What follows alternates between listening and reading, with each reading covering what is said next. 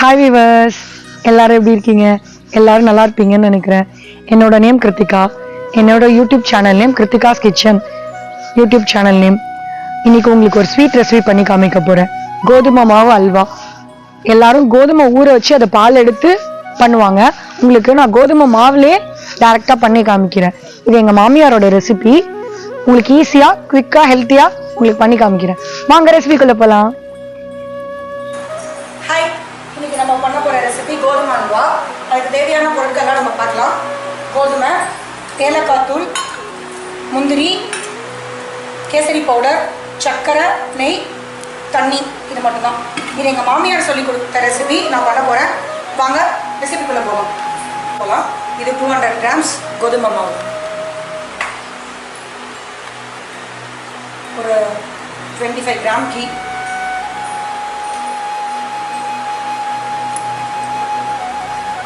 Plus கொஞ்சம் oil.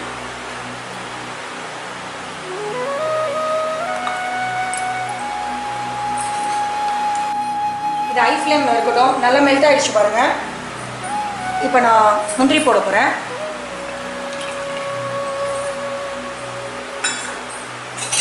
அது ஒரு கோல்டன் ப்ரௌன் கலரில் வர வரைக்கும் கொஞ்சம் நல்லா ஃப்ரை பண்ணிப்போம்.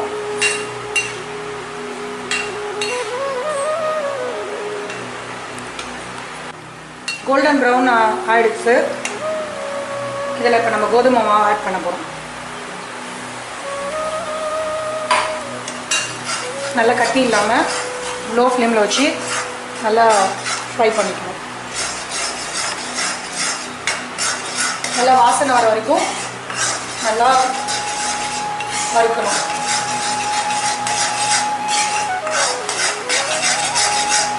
நல்லா கட்டி இல்லாமல் வறுத்துக்கணும், க்ளம்ஸ் இல்லாமல். சைட் பை சைட் அதே டம்ளரில் 2 டம்ளர் தண்ணி கொதிக்க வைக்க போகிறோம்.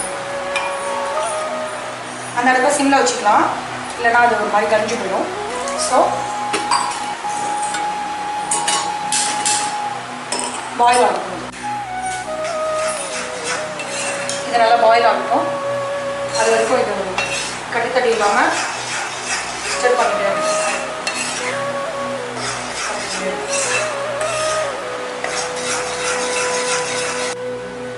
இதில் கொஞ்சம் ஏலக்காய் தூள் போட போகிறேன்.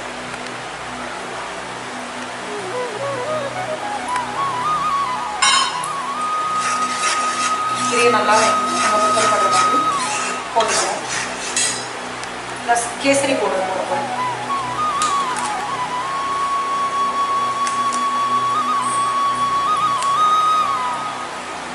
கேசரி பவுடர் ஆப்ஷனல் தான், வேணுங்கிறவா போட்டுக்கிட்டோம்.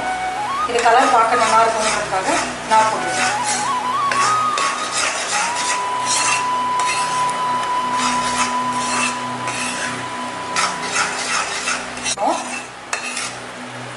சைட் பை சைட் அது கொஞ்சம் பபிள் வந்துருச்சு. இப்போ எடுத்து இந்த ஸ்டேஜில் நம்ம அல்வாவில் ஊற்றிடலாம்.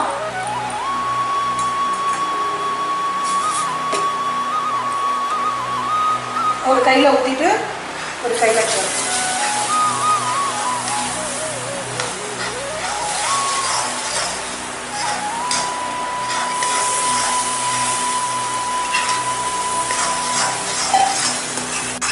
கலர் நல்லா சேஞ்ச் ஆகுது பாருங்கள். அல்வா பதத்தில் வர ஆரம்பிக்குது பாருங்கள். ஒரு 5 மினிட்ஸ் இதை அப்படியே விட்டுடணும், அதை வேகிறதுக்காக. எந்த கப்பில் நம்ம கோதுமை மாவு, சர்க்கரை, கோதுமை மாவு, தண்ணியெலாம் எடுக்கமோ அதேனால 2 டம்ளர் சர்க்கரை எடுக்கணும்.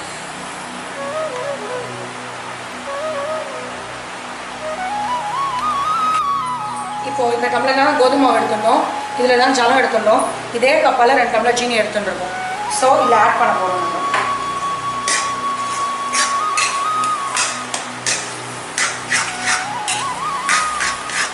கொஞ்சம் கொஞ்சமாக போட்டு ஆட் பண்ணுவோம்.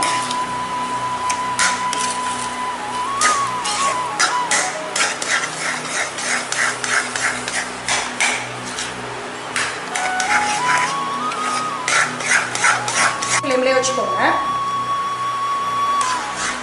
ரொம்ப ஹைலி வேணாம், ரொம்ப சிம்லி வேணாம். மீடியம் ஃப்ளேமில் வச்சுக்கோங்க. ஸோ நம்ம பார்க்குறப்போ இதில் பாருங்கள், இதோட டெக்ஸ்டர் இதோட டெக்ஸ்டர் பாருங்க, கிளம்ஸ் இல்லை, நம்ம போட்ட முந்திரி பருப்பு மட்டும்தான் இருக்குது ஃபைனாக. ஸோ இன்னும் கொஞ்சம் நேரம் நல்லா மெல்ட் ஆகும். நல்லா மெல்ட் ஆகிடுச்சுன்னா இல்ப சட்டியில் கொட்டாமல் வரும்.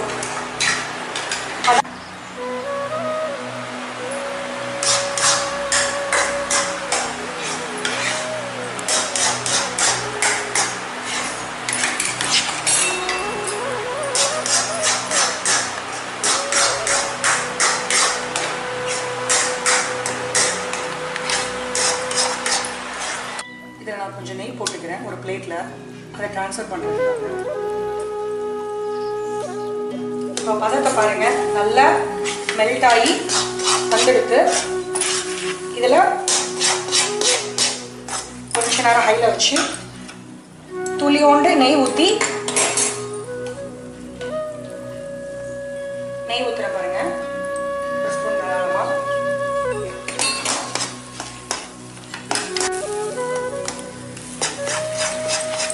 இதோ பாருங்கள், பவுன்ஸ் ஆகுது பாருங்கள், கொட்டாமல் இருக்குது பாருங்கள். இப்போது ஒரு பிளேட்டில் ட்ரான்ஸ்ஃபர் பண்ணிடுறேன்.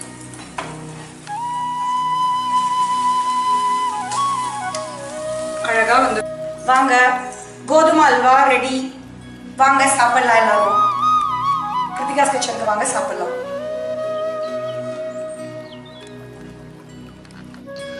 ஹாய் வீவர்ஸ், எல்லாரும் என்னோட வீடியோ பார்த்தீங்களா? உங்களுக்கு பிடிச்சிருந்ததா? நீங்கள் வீட்டில் எல்லாரும் ட்ரை பண்ணி பாருங்கள். நான் சொன்ன அளவுலேயே போட்டிங்கன்னா ரெசிபி கரெக்டாக வரும். உங்களுக்கு வேறு ஏதாவது ரெசிபி வேணும்னாலும் கேளுங்க, உங்களுக்காக அதை நான் செஞ்சு காமிக்கிறேன். மறக்காமல் கிருத்திகாஸ் கிச்சன் யூடியூப் சேனலை சப்ஸ்கிரைப் பண்ணுங்கள், லைக் பண்ணுங்கள், ஷேர் பண்ணுங்கள், கமெண்ட் பண்ணுங்கள். தேங்க்யூ.